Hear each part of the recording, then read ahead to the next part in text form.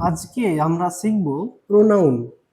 যে শব্দ নাউনের পরিবর্তে বসে তাকে প্রোনাউন বলে।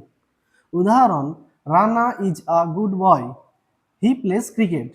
এখানে রানা হলো নাউন, রানার পরিবর্তে হি বসেছে, তাই হি হলো প্রোনাউন। প্রোনাউন কেন ব্যবহার করা হয়?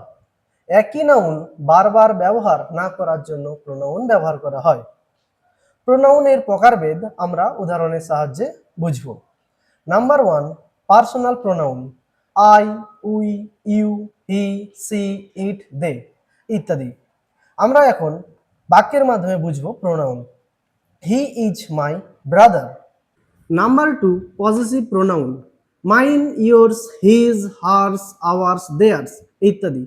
উদাহরণ, দিস পেন ইজ মাইন। এখানে মাইন হলো possessive pronoun. Number 3, demonstrative pronoun. This, that, these, those ইত্যাদি। উদাহরণ, দিস ইজ মাই পেন। এখানে দিস হলো ডেমনস্ট্রেটিভ প্রোনাউন।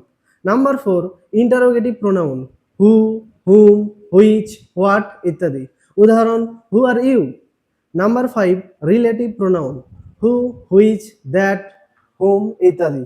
উদাহরণ, the man who is playing is my brother. Number 6, reflexive pronoun. Myself, yourself, himself ইত্যাদি। উদাহরণ, I did it myself. Number 7, indefinite pronoun. Someone, something, anyone ইত্যাদি। উদাহরণ, everyone is happy.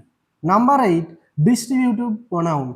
Each, either, neither ইত্যাদি। উদাহরণ, each of the boys is good. Number 9, reciprocal pronoun. Each other, one another. উদাহরণ, they help each other.